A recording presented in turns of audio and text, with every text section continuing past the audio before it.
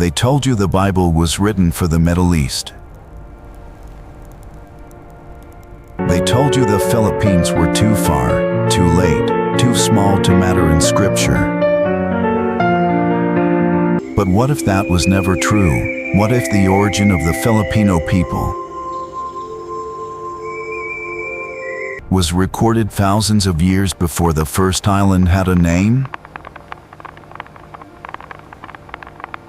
Not in migration charts, not in archaeology reports, not in the footnotes of colonial history, but in a genealogy so ancient, so precise, that modern nations have spent centuries walking past it without recognizing themselves inside it. Tonight we are not here to entertain a theory. We are here to follow a trail that Genesis left open. And that history chose not to finish, because here is what no classroom ever taught you.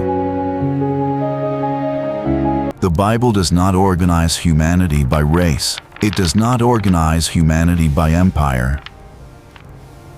It organizes humanity by descent, by fathers and sons, by families released into the earth after a single catastrophic moment. And if that is true, if Genesis 10 is not poetry but cartography, then the Filipino people are not absent from Scripture, they are hidden inside it. Beneath names that no longer sound familiar, beneath movements that modern history mislabeled as migration and called it coincidence, this is not a channel that reads the Bible to comfort you. It's time to confront what we've avoided. This is a channel that reads the Bible to disturb you, gently, carefully, and with evidence. It is here. Because the truth about where you come from does not always arrive softly. Sometimes it arrives like a door opening in a room you thought was a wall. If you have ever looked at the Filipino people, their resilience, their diversity, their impossible ability to absorb everything and still remain themselves, and felt that something deeper was at work, you were right. Stay with us, because tonight, we go back to the beginning. Yes, the truth is found here. Not the beginning of the Philippines, the beginning of everyone, and somewhere inside that beginning, long before the word Filipino existed, the islands were already full of people. This is the first thing history gets wrong about the Philippines.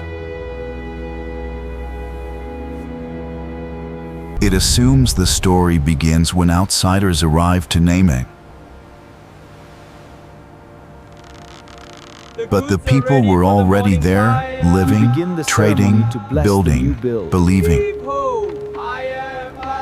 Long before any empire thought to write them down, the earliest inhabitants did not sail to the Philippines.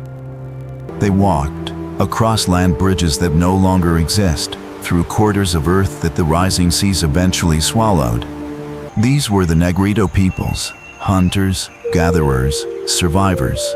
They did not come to conquer.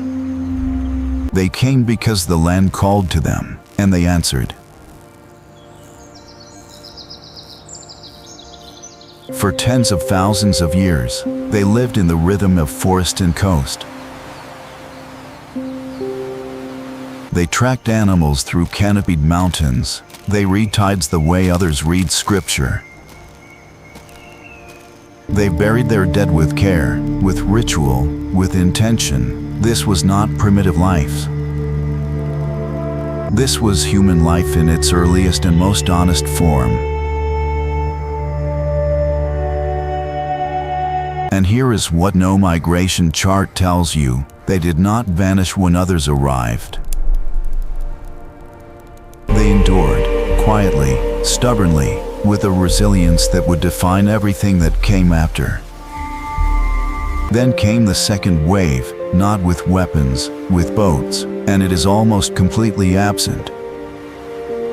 The Austronesian expansion is one of the most remarkable human movements in history. These were not wanderers stumbling across the sea, they were navigators. Deliberate, precise, and extraordinarily skilled, they read the stars the way scholars read ancient texts. They felt the current beneath their hulls like a pulse. They carried with them rice, pottery, domesticated animals, and something no cargo manifest ever recorded, language. Language is not just communication. I will remember. Language is memory made portable. When the Austronesian peoples spread across the sea, they did not just bring tools. They brought a way of organizing the world, a way of naming kinship, time, and the sacred. And everywhere they settled, that way of naming took root, not because the islands fractured but because they accumulated. This is why over 110 distinct ethno-linguistic groups exist in the Philippines today. Each new arrival added a layer, and the layers held. Now here is where this story begins. Most civilizations consolidate over time. They absorb differences and compress them into a single dominant identity. Rome did this, China did this, Spain did this, but the Philippines did the opposite. The more peoples arrived, the more distinct identities survived, not despite each other, alongside each other. This is not an accident of geography, this is a pattern, and patterns in human history do not appear without reason. Trade deepened this further. Chinese merchants arrived with silk and ceramics and stayed long enough to leave bloodlines. Arab traders connected the islands to the wider Indian Ocean world, carrying not just goods but ideas. Hindu and Buddhist influences arrived through commerce, not conquest. They did not replace what was already there. They settled on top of it like sediment on a riverbed. Islam reached the southern islands through teachers and merchants. It did not arrive by force. We understand, teacher. Thank you for this guidance. It arrived by relationship, and it took root in communities that were already spiritually alive, already asking the questions that every human heart eventually asks: who made this world? Why are we here? What do we owe the dead? Then came Spain. And with Spain came Christianity, reshaping institutions, renaming places, redirecting the spiritual imagination of an entire archipelago. But even under 3 centuries of colonial rule, the older instincts did not disappear. They went underground. They survived in festivals, in folk prayers, your grandchildren are in the growing way so ordinary fast. Filipinos I know talk you'd to be the so dead on proud. November nights. We miss you, Lola. Each transformation felt total to those living through it, but none of them erased what came before. This is the pattern. This has always been the pattern, and it is a pattern the Bible knows intimately. Because in the biblical worldview, peoples are not erased unless destroyed. They are scattered. They are multiplied. They are interwoven. Genesis does not describe civilizations rising and falling in neat, clean succession. It describes families spreading outward, dividing, recombining, carrying their histories with them like seeds. And if Genesis is right, if the Filipino people emerged not through conquest but through convergence, not through isolation but through openness, then their story does not begin with the Spanish. It does not begin with the Austronesians. It does not even begin with the Negrito peoples. Crossing ancient land bridges, it begins much earlier, in a moment so catastrophic, so total, that every human being alive today carries its memory in their blood, whether they know it or not. It begins after the flood, and to understand what that means for the Filipino people specifically, we must now open the chapter that most Bible readers skip entirely. Because Genesis 10 is not a list of forgotten names, it is a map. And on that map, the Philippines are waiting to be found. Most people read Genesis 10 once and never return to it. It feels like an interruption, a dry list of names between the drama of the flood and the chaos of Babel, 70 names, 70 peoples, and then the chapter ends. The But here is text, what they read missed. correctly, Genesis reveals a 10 truth is we not have an overlooked for interruption. centuries. It is the entire It is point. urgent and it is vital. Because after the flood, God did not rebuild one nation, He rebuilt humanity itself. And Genesis 10 is the record of how that happened, not mythology, not poetry, not allegory. A deliberate, structured account of where every people on earth came from. The ancient Hebrews called it the Table of Nations. Scholars call it the most ambitious genealogical document. And for centuries, theologians, historians, and cartographers used it as their primary map of human origins, not because they were naive, because it worked. This structure is precise and intentional. 3 sons of Noah, 3 directions of spread: Japheth, Ham, Shem. Each name a river, each river a people, each people a territory. And here's the detail that changes everything. Genesis does not describe these peoples as finished products. It's a key distinction. It describes them as trajectories, streams flowing outward from a single point, carrying language, culture, and memory as they moved. This matters more than most readers realize. Because modern history assumes that peoples are defined by where they settle. Genesis assumes the opposite. Peoples are defined by where they came from and how they moved. The destination is secondary, the descent is everything. Now let us look at Japheth. His line is consistently associated with outward expansion, northward into Anatolia, westward toward the coastlines of Europe, eastward into territories the ancient Near East could only describe by gesture. Vast, unnamed, beyond the horizon. The sons of Japheth include names like Gomer, Magog, Madai, Javan. Each of these names has been debated by scholars for centuries. The modern map But the represents our debate current is almost understanding. always about which However, modern to nation grasp they the true correspond context, to, we must and that is consult the the wrong original text question. on the scroll. The right question is this: what direction were they moving? What kind of people does this lineage produce? And the answer Genesis gives is consistent. Japheth produces maritime peoples, island dwellers, coastal traders, sea navigators. Genesis 10:5 says it directly. From these the coastland peoples spread in their lands. Coastland peoples, island dwellers, people who spread by sea. Now hold that image, because we will return to it next. Ham. His descendants are consistently associated with warmer climates and early coastal commerce. Egypt, Cush, Put, Canaan, these are not landlocked civilizations, they are river and sea peoples, connected by trade routes that stretched from East Africa through Arabia into South Asia. The Indian Ocean trade network is one of the oldest commercial systems in human history.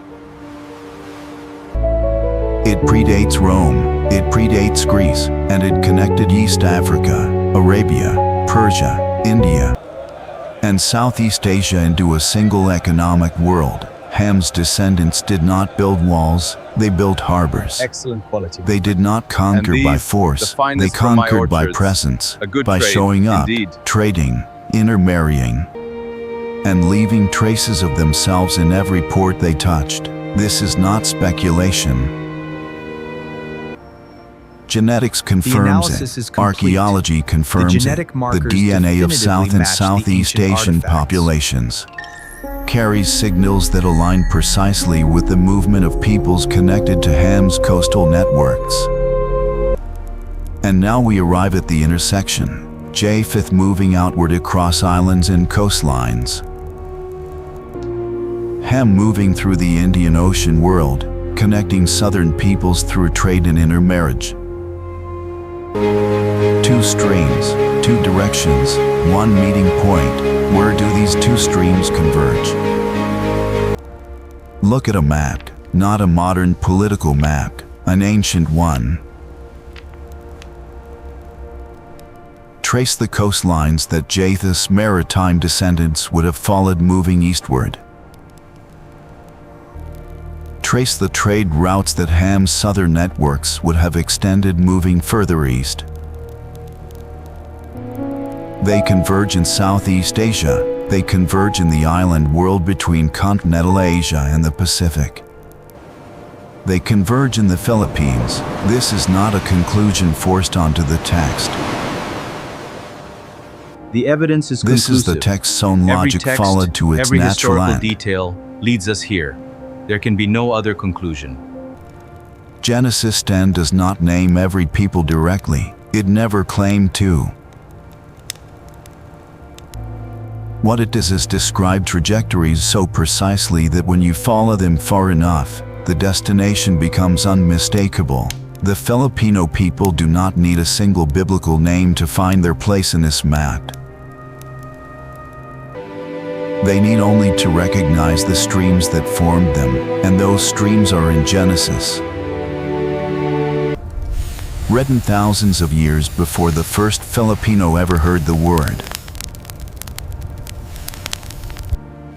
But knowing the map is not enough. We need to understand the people who traveled it. Because Japheth's descendants were not ordinary migrants, they were something the ancient world had never seen before. And their story, the story of those who crossed the open sea by reading stars and wind and current, is the story that brings us one step closer to the Philippines. If something in this chapter stopped Truth, you, I saw if it. the idea that your people It's were been written here the into whole the time. oldest map in existence gave you pause, do not scroll past that feeling. That feeling is not curiosity, that feeling is recognition. Stay with us, the map goes deeper. There is a moment every navigator knows, the moment when the last coastline disappears behind you. When there is nothing in every direction but water and sky. When the only things keeping you alive are your knowledge, your vessel, and your willingness to trust what you cannot see. Most ancient peoples never reached that moment. They hugged coastlines, they followed rivers, they built their civilizations on solid ground, and called the open sea a boundary. But Japheth's descendants did something different. They treated the ocean not as a wall but as a road.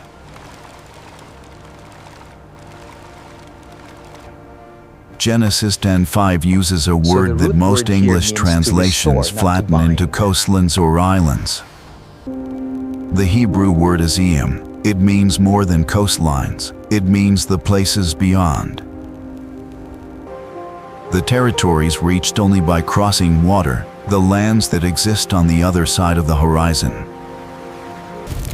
This is Japheth's inheritance, not a single country, not a fixed territory. A direction, an impulse, a calling toward the far edge of the known world. And history confirms what Genesis implies, the peoples associated with Japheth's line were consistently the ones who pushed furthest outward, into Anatolia, into the Aegean, into the Black Sea coastlands, and eventually, through lines of descent and movement that took centuries to complete, into the vast maritime world of Asia. Now here is where the Austronesian peoples enter the story, in a way that should make every Filipino stop and reconsider everything they were taught. The Austronesian expansion began approximately 5,000 years ago, originating in Taiwan, moving south and east with a speed and precision that modern oceanographers still find remarkable. They did not drift, they navigated, using star paths, wave patterns, wind directions, and the behavior of birds above open water. They carried with them not just tools and crops, We are home. but an entire civilization in portable form. Language, kinship systems, spiritual frameworks, agricultural knowledge, everything a people needs to plant itself in a new place and grow. Within 2,000 years, they had reached the Philippines. Within 4,000 years, they had spread from Madagascar, off the coast of Africa, to Easter Island in the middle of the Pacific.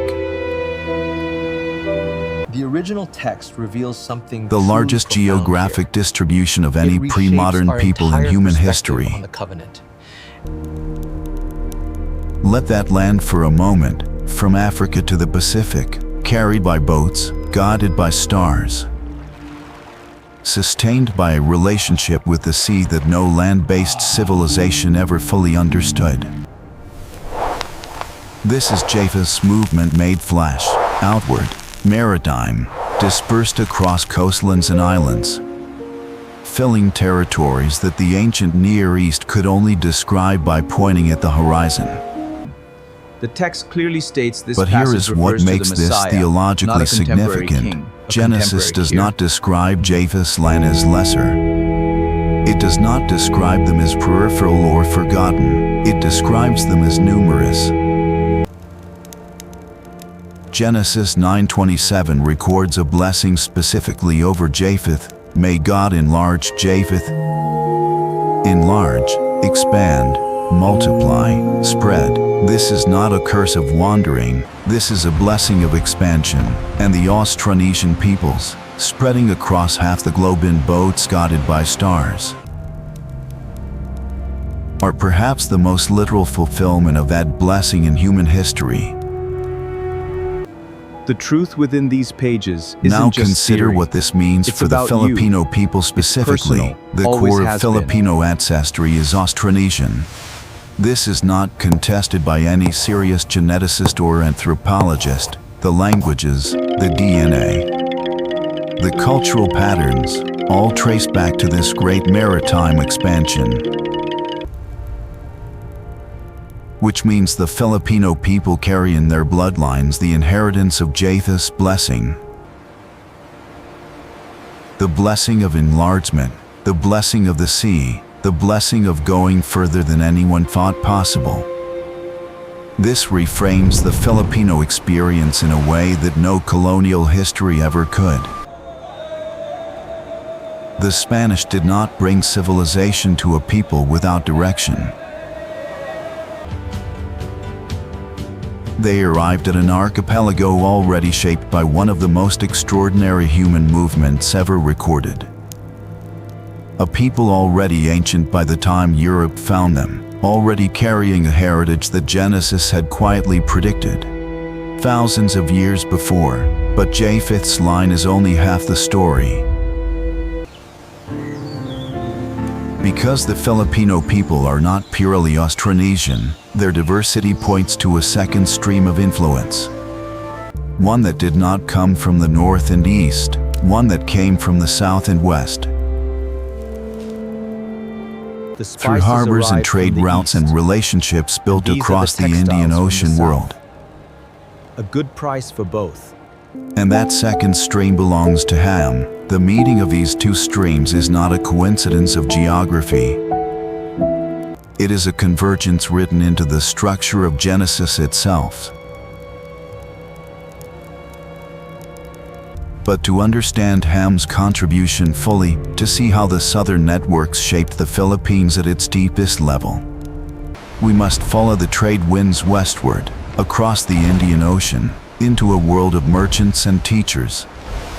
These fabrics Because are from the Ham's finest children looms did in not Eden, and conquer, these are the they freshest spices connected, from our and in the forests. Fair Philippines, exchange. their Indeed. connections May our left paths marks. cross again soon. Better still visible today in the faces, the faiths, and the bloodlines of the people who live there. History remembers conquerors. It builds monuments to generals and emperors. It writes long chapters about armies and battles and the fall of great cities. But history almost never remembers the merchant who arrived quietly at a harbor and changed everything without firing a single across the arrow. ocean. Ham's descendants were those merchants. Let us see. Genesis places Ham's line in the south and southwest, Egypt, Cush, Put, Canaan. These are not accidental locations, they are the anchors of the oldest trade network in human history. The system that connected the ancient world not by conquest but by commerce, not by domination but by relationship. Egypt sat at the crossroads of Africa and Asia. Cush controlled the Upper Nile and the gold routes. Put connected the Red Sea world to the East African coast. Canaan linked the Mediterranean to the overland routes heading east. Together these territories formed the spine of something extraordinary, a network of exchange that moved goods, ideas, people, and genes. Across thousands of miles long before Rome existed, long before Greece had philosophers, long before anyone thought to call it globalization, the Indian Ocean Trade Network was its eastern extension. And it reached further than most people realize. Archaeologists have found Roman coins in India, Indian spices in Egyptian tombs, African ivory in Chinese palaces, Arab dhows sailing into harbors in Java, Sumatra, and the Philippines centuries before European ships appeared on the horizon. This network was not built by empire, it was built by trust. By the slow accumulation of relationships between merchants who return to the same harbors year after year, See you again. who learned local languages, who married local women, who left children behind who carried two worlds inside them. This is how Ham's influence moved, not as an army, as a tide. Quiet, persistent, impossible to stop, leaving its mark on everything it touched. Now consider what this tide carried into Southeast Asia, into the Philippine archipelago specifically. The earliest outside influences on Filipino spiritual life did not come from Europe, they came from India. Hindu and Buddhist ideas arrived through trade contacts that predated the Spanish arrival by over 1,000 years. They did not arrive as theology, they arrived as aesthetic, as ritual, as a way of understanding the sacred that resonated with beliefs already present in the islands. The concept of Anito, ancestral spirits inhabiting the natural world, did not disappear when Indian ideas arrived. It absorbed them, incorporated new vocabulary for the divine while keeping the older instinct that the sacred was close, was present, was woven into the fabric of everyday life. Then came Islam, arriving through Arab and Malay merchants, moving up from the Sulu archipelago into Mindanao and beyond. Not by force, by relationship. Teachers came with traders, mosques were built beside markets, and entire communities found in Islam a framework that honored both the transcendence of God and the intimate connection between faith and daily commerce. This is Ham's pattern playing out across centuries. Connection before conversion, relationship before religion, the harbored before the altar. And here is the personal observation that no speaks not just textbook of will ever history, make for you. but of a timeless human search for meaning. The Filipino capacity for hospitality, the famous malasakit, the deep instinct to welcome the stranger, to feed the guest, to make space for the outsider, is not a cultural accident. It is a genetic memory. It is what happens to a people who have been at crossroads for thousands of years, who have absorbed merchant after merchant, trader after trader, teacher after teacher, and survived every encounter not by resistance but by incorporation. This is Ham's legacy in the Philippines. Not conquest, not domination, a deep, structural openness to the other. That made the Filipino people capable of absorbing everything without losing the core of who they are. But here is where the theology becomes uncomfortable, because Ham's line in Genesis is not only associated with commerce, it is also associated with something that made the ancient world deeply uneasy. The curse of Canaan, the question of Ham's sin, the shadow that theologians have wrestled with for centuries. And I want to address that directly, because too many people have used Ham's story to construct hierarchies of humanity that Genesis never intended and Scripture never endorsed. The curse in Genesis 9 falls on Canaan specifically, not on Ham, not on Ham's entire line, not on every people who traces their descent through his genealogy. And even the curse on Canaan was fulfilled historically and specifically in the conquest of Canaan by Israel. Not as a permanent theological verdict on any modern people or ethnicity. It's not what we thought. The biblical story does not use genealogy to rank peoples. It uses genealogy to trace them. There is no hierarchy in the table of nations. There is only movement, direction, descent, and a quiet insistence that every people on earth came from the same source and carries the same fundamental dignity. The Filipino people who carry Ham's coastal influence in their heritage carry no curse with it. They carry a capacity for connection that the ancient world relied upon, and the modern world still needs, but connection alone does not explain the full depth of Filipino identity. The third dimension Because there is a third element, one that goes beyond genetics and trade routes. That's impossible, but vital. One that touches the question of why the Philippines became not just a crossroads, but a place where something spiritually significant was preserved. To understand that we must go back to Genesis. Not to the table of nations this time, but to the moment before the table. To Babel, to the event that made the table necessary in the first place.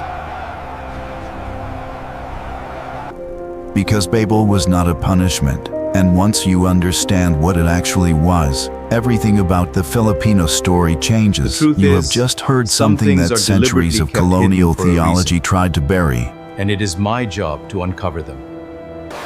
The Filipino people are not the recipients of a curse. They are the carriers of a connection. If that truth landed somewhere deep inside you, share it with someone who needs to hear it. Illuminate your path. Because some truths are too important to keep to yourself, stay with us. Because Babel changes everything. There is a place in every river system where two currents meet. Where water that has traveled different distances, carried different sediment, moved at different speeds, finally arrives at the same point. At that meeting place, something happens that neither current could produce alone. The waters do not cancel each other out. They do not fight for dominance, they mix. And what emerges from that mixing is deeper, richer, and more complex than anything either stream carried on its own. The Philippines is that meeting place. We have followed Japheth's land outward across the sea. We have traced Ham's network through the harbors of the ancient world. And now we stand at the point where those two great streams of humanity finally converged. Not in a single dramatic moment, not in one generation or one century, but across thousands of years of quiet, persistent, unstoppable movement. Two directions of human dispersal arrived at the same archipelago and began a long process of becoming something neither had been before. This is not a metaphor. This is geography confirmed by genetics. Modern DNA studies of Filipino populations reveal a layered complexity that no single migration can explain. There are markers associated with East Asian ancestry, consistent with Austronesian movement from Taiwan southward through the islands. There are signals connected to South Asian populations, consistent with the Indian Ocean trade networks that Ham's coastal descendants built. There are traces from further west, further south, further north. Each one a whisper of a meeting that happened centuries ago in a harbor or a village or a household. That left no written record but left its mark in the blood. Genetics does not lie about history. It cannot be revised by conquerors. It cannot be rewritten by colonial administrators. It cannot be edited by theologians with an agenda. It simply records what happened, and what happened in the Philippines is exactly what Genesis predicted. What happened when dispersed humanity finally filled the earth? Peoples met, peoples merged. New identities emerged without erasing the old. But the geography did more than simply receive these streams. It shaped how they interacted.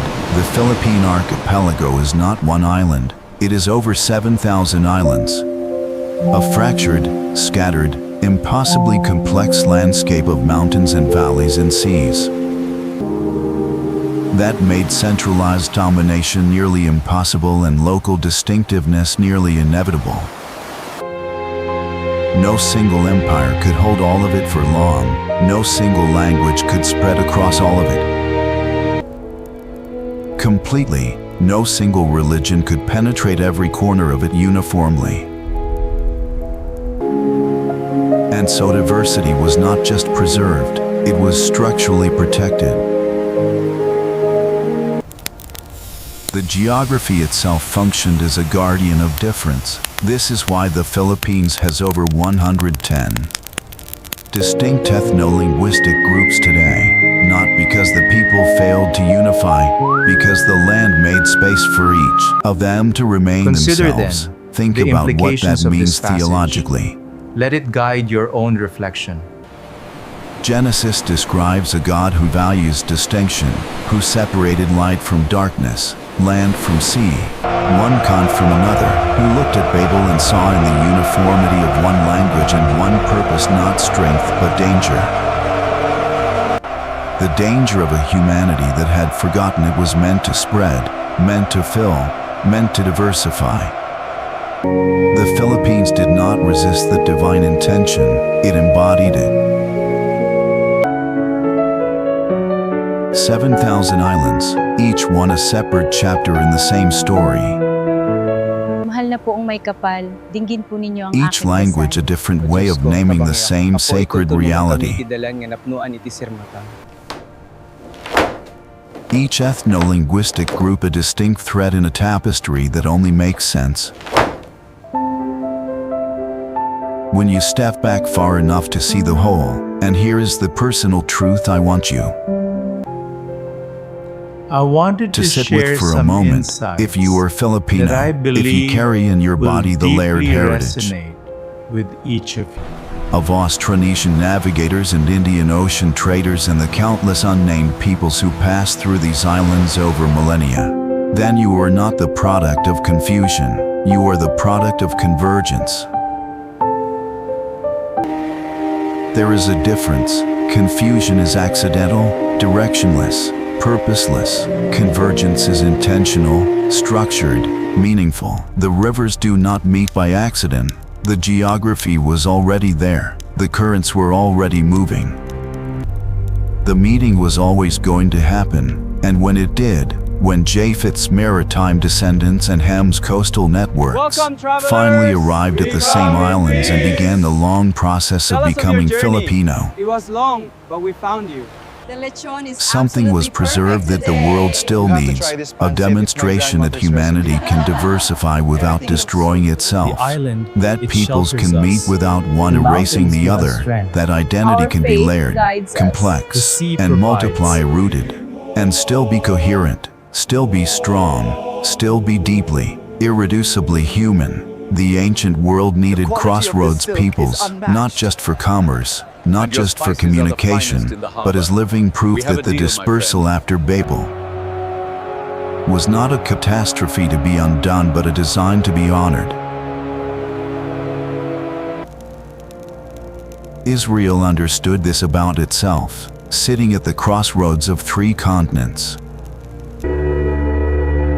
Shaped by Egyptian, Canaanite, Babylonian, Persian, Greek, and Roman influence, absorbing without dissolving, persisting without isolating, carrying a message precisely because it had been shaped by so many encounters. They come from The Philippines carries the same structural logic, not chosen above others, but positioned among them. Not elevated over other peoples, but placed where the currents meet. Where the human story concentrates itself and becomes visible in ways it cannot be elsewhere. This is why the Filipino diaspora spreads across the entire world today. Over 12 million Filipinos living outside the Philippines, in every continent, in every major city. No, that's In not nearly quite every right. country It's on more Earth, nuanced than this is that. not There are economic several desperation contributing dressed up factors as we need to consider theology. here. This is Japheth's blessing still unfolding, still enlarging, still reaching toward coastlands and islands that the ancient map never named but Genesis already anticipated. The crossroads is not just a place. The word is not It is a just calling, history, and the it is Filipino present, people, it is formed here. at the intersection calling of is 2 not great from me, streams of human it is to me. dispersal. Shaped by 7,000 islands of geographic distinction, carried into the world by a diaspora By applying this that theorem, mirrors the we can very clearly see dispersal the Genesis relationship between these describes, variables, are living out which is that calling crucial for the whether they next know it or chapter. not. The But there is context, still one it's more been layer there to all along. uncover, one more question another that the layer to convergence of these uncover. streams raises. Because if the Philippines is where Japheth and Ham met, if this archipelago is the living embodiment of post-Babel dispersal, then what does Babel itself mean? Where is this place? We have been told We are Babel was a lost. punishment, a divine act of frustration. God, they're angry.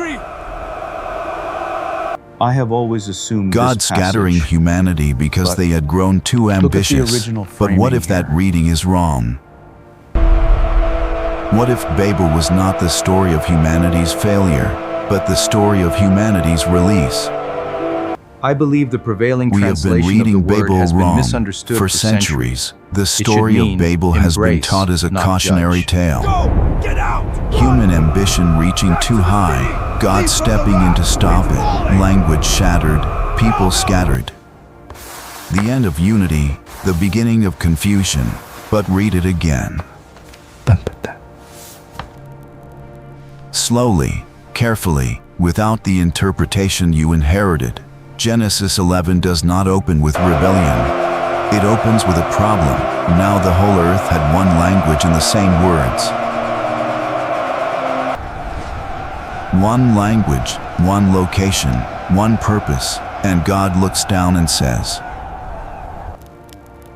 nothing that they propose to do will now be impossible for them.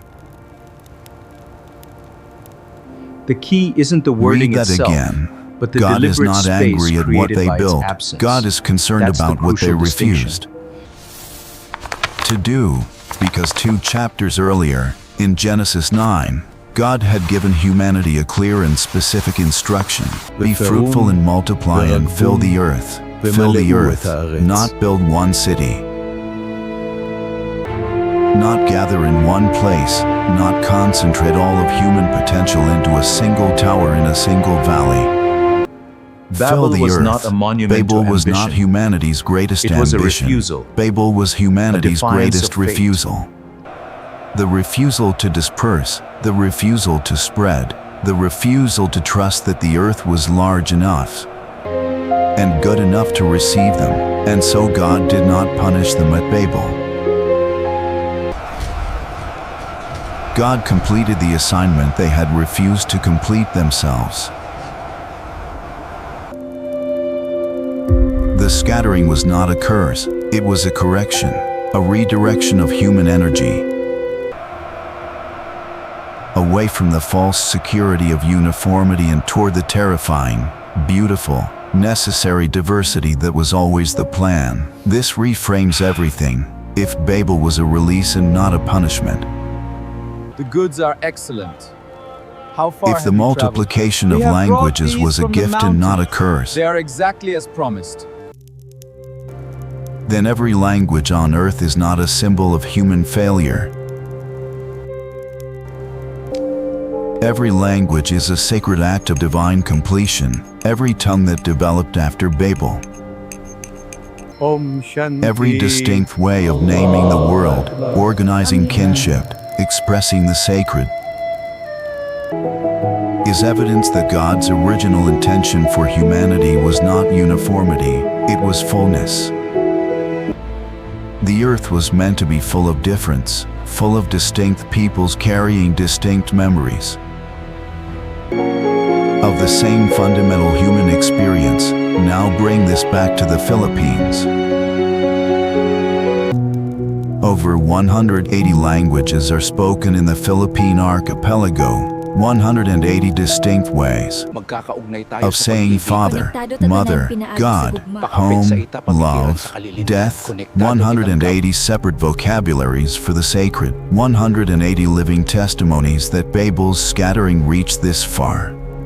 And that what it produced here was not chaos but complexity, not confusion but richness, not failure but fullness. You will learn this Most language, nations look at linguistic forget diversity your as a own. problem to be solved, a barrier to efficiency, an obstacle to unity. The Philippines has spent decades trying to standardize around Filipino and English, Ingatan ninyo to, while itong gubat. 178 Mayaman to other sa atin. languages quietly persist in the mountains, in the islands, in the memories of communities that refuse to let their words disappear. But Genesis never called linguistic diversity a problem. Genesis called it a result, the natural, intended, divinely ordained result of humanity finally doing what it was created to do: spread, multiply, fill. The uncomfortable truth And here is this. the uncomfortable The theological evidence truth suggests that a this very forces different us to confront. interpretation than the one we were taught. Every attempt in human history to reverse Babel, every empire that crushed local languages to impose its own, every colonial administration English, that boy. punished It is the children for language of speaking their instruction. mother But I tongue, didn't mean to, sir. My mother tongue slips out. every ideology that demanded uniformity as the price of belonging, was not acting in alignment with God's design. It was acting against it. Spain did this in the Philippines. America did this in the Philippines. And a verb. The And signs before are our them, history. other powers They attempted it show in where other we come forms, from. but the I will languages remember them survived. and pass them on as we have done. Not all of them, not without loss, but enough, stubbornly, persistently. as if the people who carried them understood instinctively that to lose the language was to lose the memory, I hear them. and to lose the memory was to lose something that could not be reconstructed once it was gone. This is not just cultural preservation, this is theological resistance, the insistence that what God scattered, no empire has the right to reassemble on its own terms. Now here is my personal reading of this, and I offer it not as doctrine but as reflection. The Filipino people have survived every attempt at erasure not because they are exceptionally stubborn, though they are, not because they are I think it's exceptionally important to resilient, understand though they the are, context of what we're reading here. but because what was placed in them at the moment of dispersal is stronger than any force that has tried to undo it.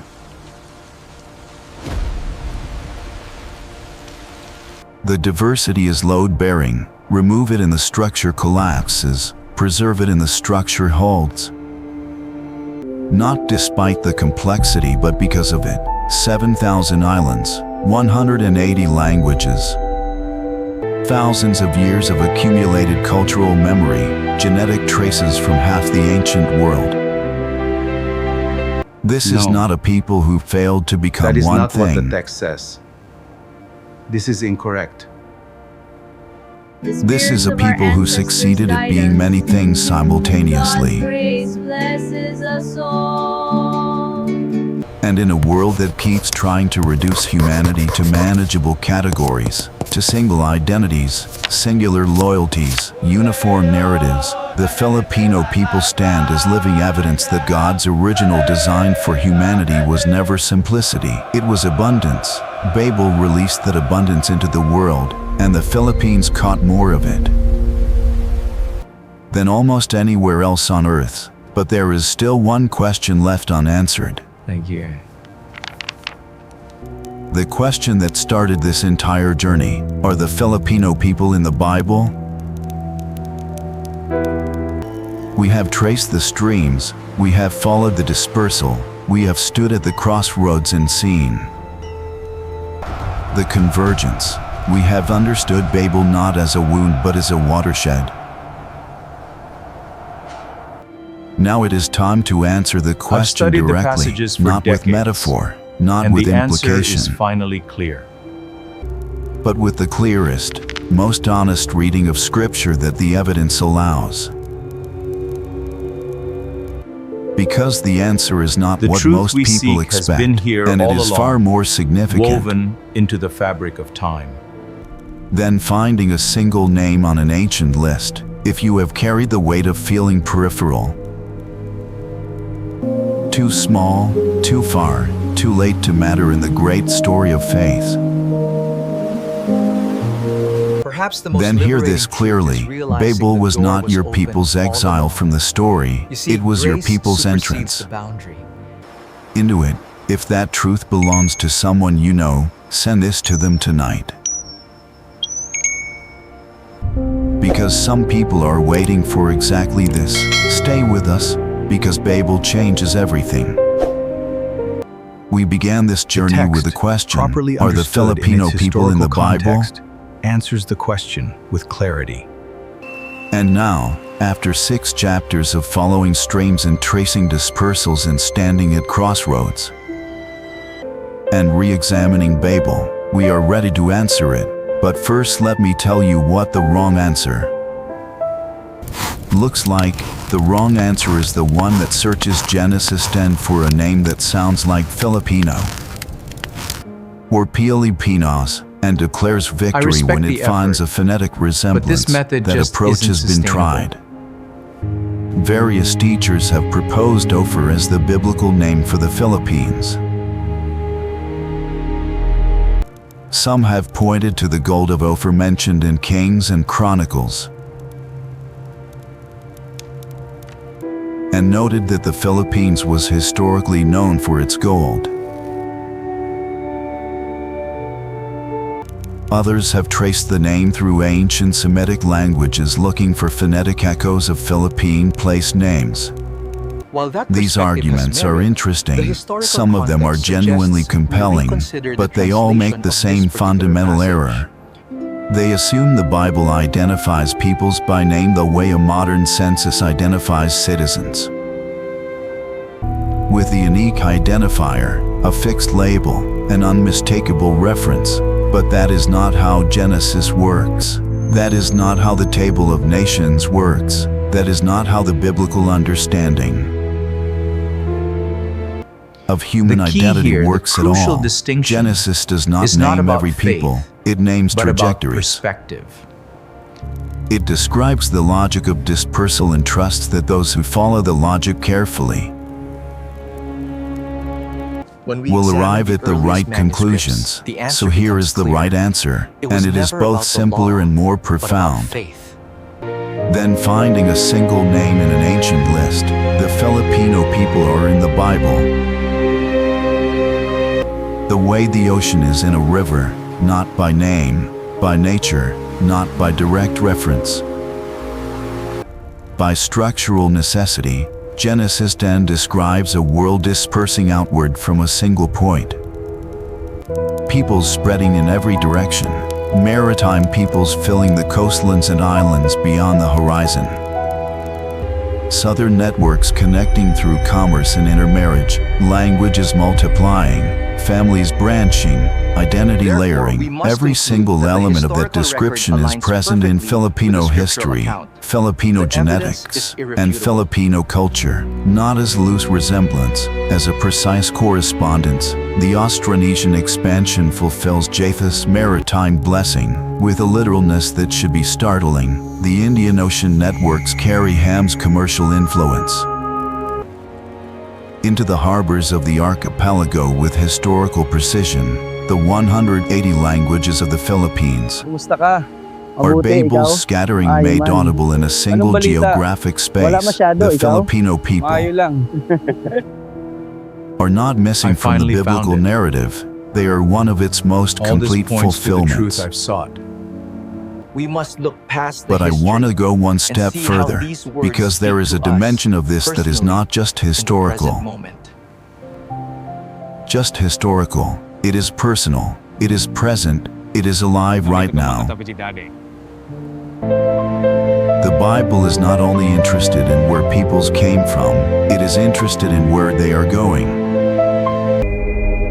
And the Filipino diaspora, 12 million people spread across every continent. The connection is live. Every major city, every significant nation on earth, is doing something in the present moment. Do you remember how it That felt to be mirrors there? what Genesis The ocean describes in the Of course, ancient Lola, past. every story you tell Dispersal brings it carrying closer. memory, movement preserving identity, people going further than any previous generation at arriving in places that no ancient map ever named. And still remaining, unmistakably, stubbornly, beautifully, Filipino. This is Japheth's blessing still enlarging. This is Babel's release still unfolding. This is the Table of Nations still being written.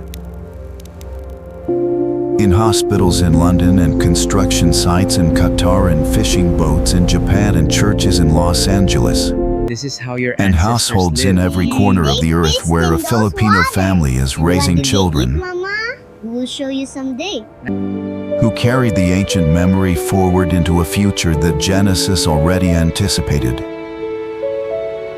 We must understand Even if the it could not gravity yet of this name it, moment. now here is the text theological reveals weight a of this. deeper truth about the nature of faith itself. If Genesis describes dispersal as design, if the scattering of peoples was always intentional, then the Filipino diaspora is not an accident of economics. It is a continuation of a pattern that began before the Philippines had a name. And if that is true, if the Filipino people are not peripheral to the biblical story but structurally embedded within its logic, then the question of identity changes entirely. You are not a people who arrived too late for the story. You are not a people who live too far from its center.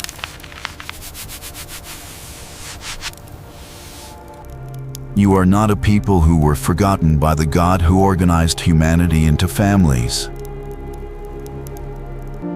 and languages and lands. You are a people who carry the evidence of that organization in your blood.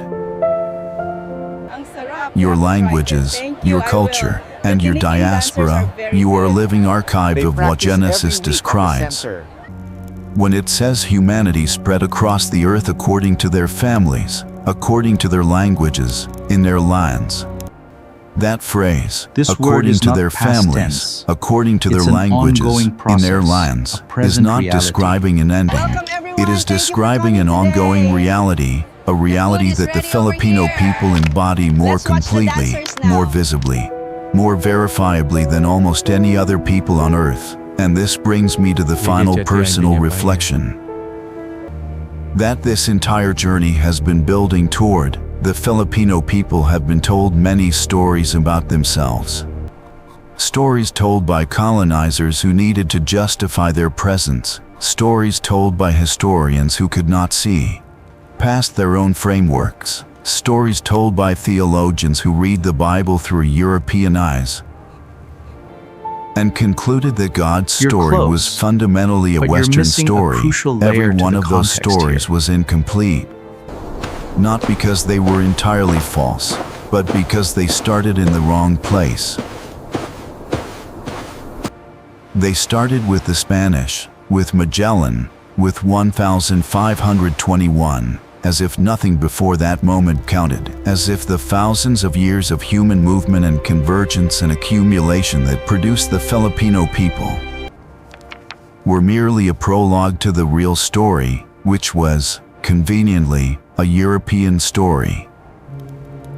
But Genesis starts the story differently. Genesis starts it after the flood. With 3 sons and a world to fill, with families moving outward in every direction. With coastlands and islands waiting to receive the maritime peoples that God had already blessed with enlargement. When you start the Filipino story there, when you read it from Genesis forward instead of from 1521 backward, everything changes. The Philippines is not a colonial creation, it is an ancient convergence point. That colonialism temporarily occupied but could not fundamentally alter. The Filipino people are not the product of European imagination. They are the product of divine dispersal, shaped by streams that Genesis mapped. Thousands of years before any European ship crossed the horizon of the Philippine Sea.